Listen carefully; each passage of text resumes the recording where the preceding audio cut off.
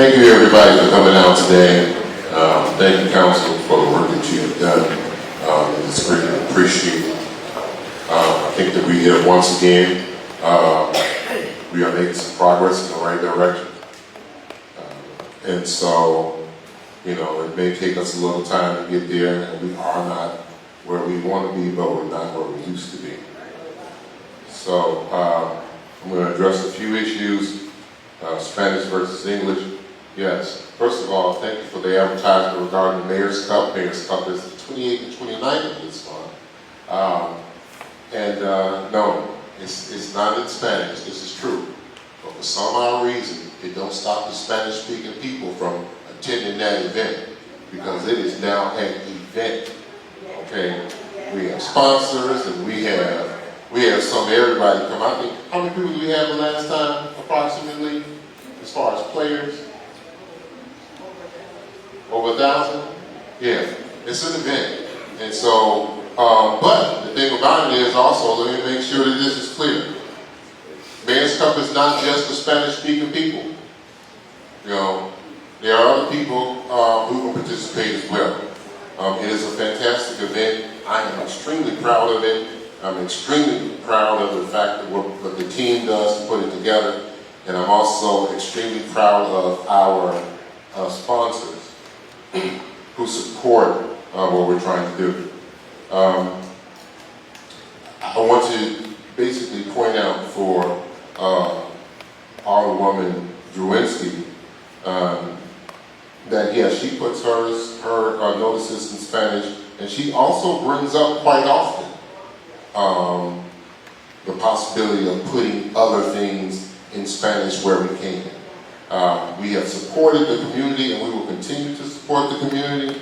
And I think that as far as this particular administration is concerned, this is probably one of the most diverse administrations that we've seen in a long time here in the city of Harding. We have representation from all walks of life here in this administration. And once again, I'm not proud of it.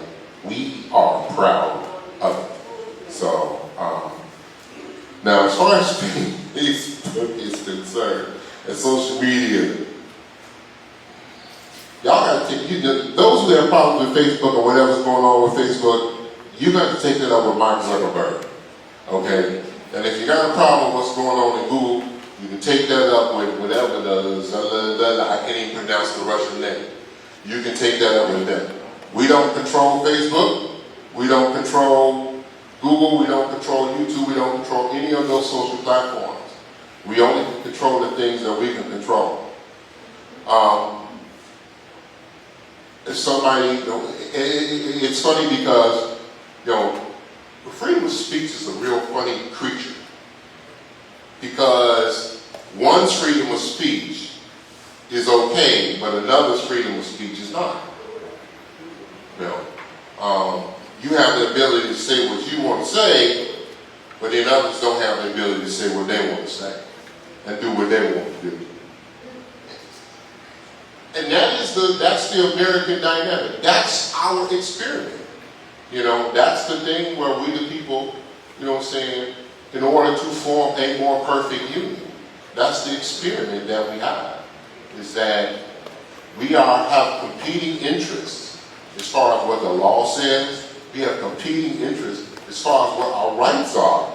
And sometimes my rights might infringe on yours, yours might infringe on mine. There's a balance there. And we have to learn how to do that. But the one thing that we can do, regardless of what the First Amendment says, because there's this one thing that's not in the Declaration of Independence, and it's not in the Constitution. I was about to go as far as the Magna Carta. Is civility. Civility isn't written in any of that.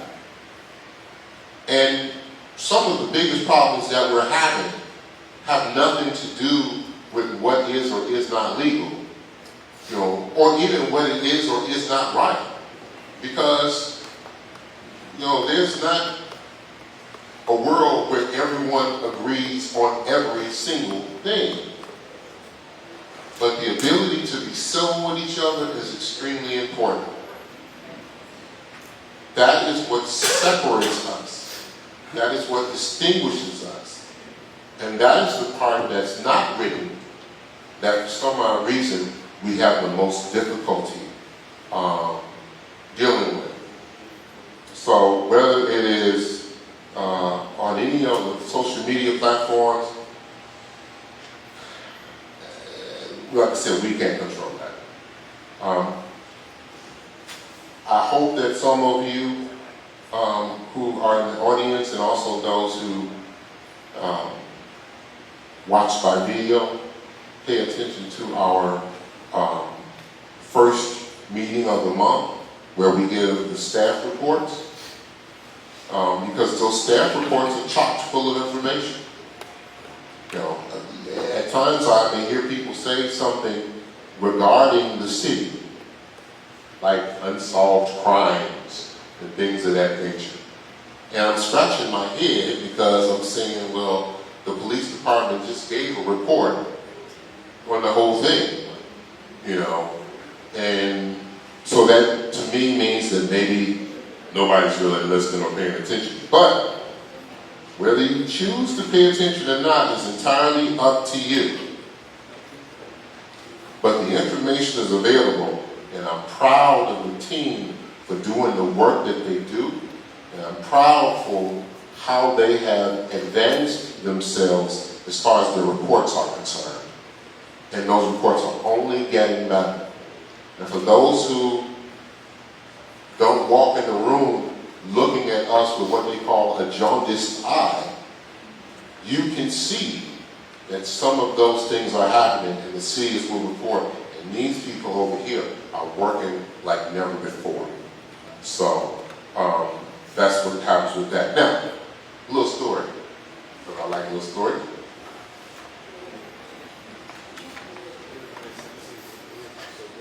So why did the mayor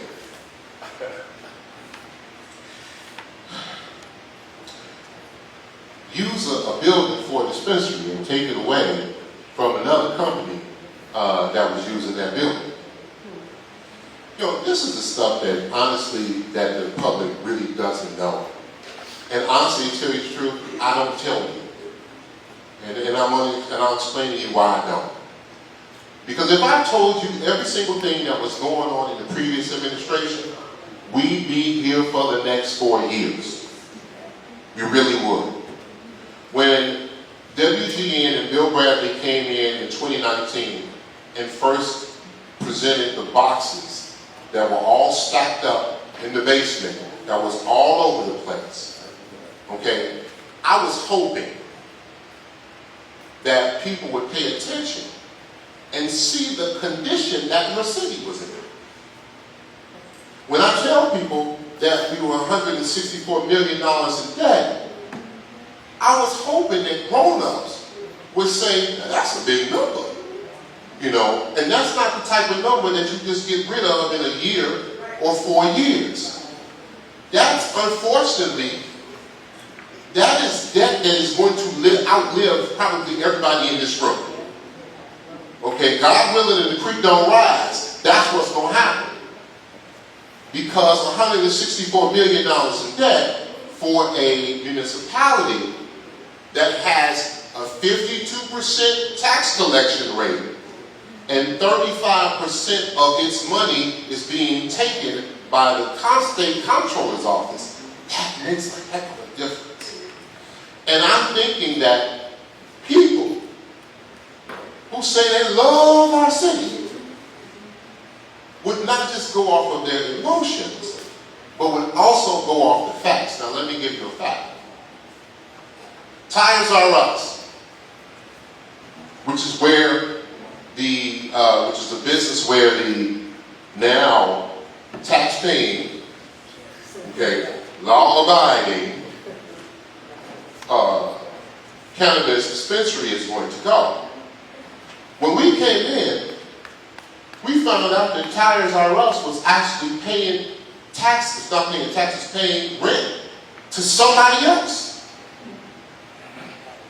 It was a city-owned building. But Tires R Us wasn't paying us, they was paying it to somebody else. Who were they paying it to, man? You might ask that question. Where were they sending the money? Well, you got to ask them. Because we weren't getting it, and we did not have a valid lease with them, because there was no lease that was agreed upon by the city council. So somebody was occupying a city building. They were operating a business out of that city building. Okay? The city was not getting paid for them operating that city building, and they were paying that money to someone else. Some mysterious person out there. And they weren't paying taxes. But they're not the only one. They're not the only one. This story can be repeated over and over again. When we got in here, we had a box full of keys. Those keys belonged to homes, single-family homes that were owned in the city. Those homes were being rented out to people, not by the city, by random mysterious people. So if they could find say for instance, a single parent with children and get them to agree to go ahead and move into this house and pay them in cash, they got paid. Now, imagine doing that not one time, but 10 times, 20 times, 50 times. And you're paying, say for instance, $1,000 a month. That's what was going on when we got the box. Okay? We didn't come back to you and tell you about it, we just stopped it, am I right? We stopped it. Every time we found out about it, we stopped it. There are other commercial properties. And some of you might have heard of commercial property on 147th Street where Bob Watson is. That man came up in here talking about how the city was treating him wrong when he was squatting on city property. And the city moved to get him off the property. Okay? But wait. He sued us. He sued the city of Harvey for trying to put him off of the property that he was squatting on. He got a restraining order. Got a restraining order against the city because the city was trying to put him off the property that he was squatting on. So then we had to go through legal gymnastics for years and years and years. And these are things that didn't take place, didn't happen during this administration. They were already in place prior to this administration. But even though they were in place prior to this administration, it seemed like nobody had anything to say.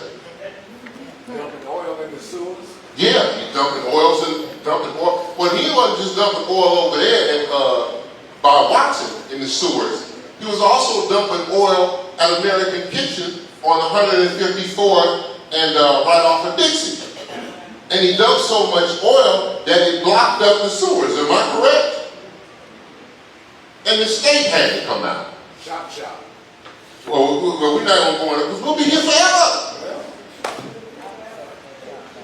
And the simple fact is, you know, there were people making money off of this city by not having people pay their proper taxes. There were people that were making money off of this city by not having them follow the law and follow the process.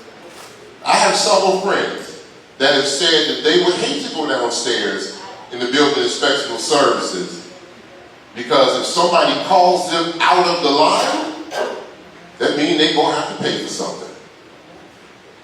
So that's what was going on in this city. And so with Tires R Us, what we did was we found a viable business, a law-abiding, tax-paying, corporate citizen to come in and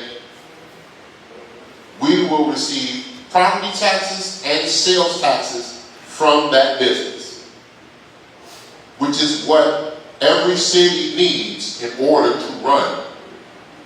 The lights don't come on by themselves. And unfortunately, we don't have, as the comptroller said, we don't have $10,000 issues. We got $10 million issues. We're trying to still figure out what to do with the unpaid water bill that wasn't paid by the previous administration. We're still trying to figure out how to deal with that issue. We've gone through the, what's the name of? The Lightfoot administration. And now we're into the current administration. You see, I don't even keep with I don't even keep with the names. Johnson administration, to try to figure out how we can get that rectified. That's a $25-26 million issue. Okay, that's not about y'all bought new pens, so y'all got money. No, that's a $26 million issue. $164 million is hard to wind down. But that being said, I do agree. And that's the hard part that people can't understand. I do agree with some of the sentiment. I just try to be politically mature about it. But it doesn't mean that I don't agree. I'm with you. Whoever said what they said about the artists, I'm with you. Okay? And I've been putting foot in back as far as the artists are concerned. Artists aren't just the same as just as simple as saying, hey, look at this. See this? I wish it was. And can we do better? Yes. But once again, we was 5 years behind. Nobody had anything to say. We're catching up. We're getting there. And we continue working on doing so. The fact that somebody mentioned Kasparik's name means that we haven't audited it. They said it in the public domain. We haven't audited it. The auditor is working on the audits. And as soon as we get done, we'll have a meeting, and I really hope and pray that we have just as much of a crowd here when that happens. We have not, and I'm going to say this again, there was 3 things, and I don't know what the 3 things were. We have not brought up the tax status for Chappelle Books. Chappelle Hooks got up there herself and flexed and said that she didn't pay her taxes. We didn't say that. That was not said from here. And honestly, at the end of the day, as far as the dais is concerned, we're not going to say anything more address now. And then as far as Ryan's sexuality, brother, you need to go talk to somebody. Because if you're that ashamed, you say you're prideful, then be proud of who you are. Plain and simple. Because we've never said anything about his sexuality. Absolutely nothing. But for some odd reason, that keeps coming out because that's a dog whistle to try to get the other people from the LGBTQ community to come on board and go and fight against an issue that's not an issue. The reason why Ryan is an issue is because of Ryan. It ain't got nothing to do with sexuality. So we've never addressed that, and I don't necessarily appreciate that, you know what I'm saying, those words being put in my mouth, and I addressed the issue 2 weeks ago. My views didn't change. My views remain the same as far as the LGBTQ plus community. And they will continue to remain the same. So on that note, I will say Happy Pride Month, but also Happy Black Music Month too. Okay? So, that being said,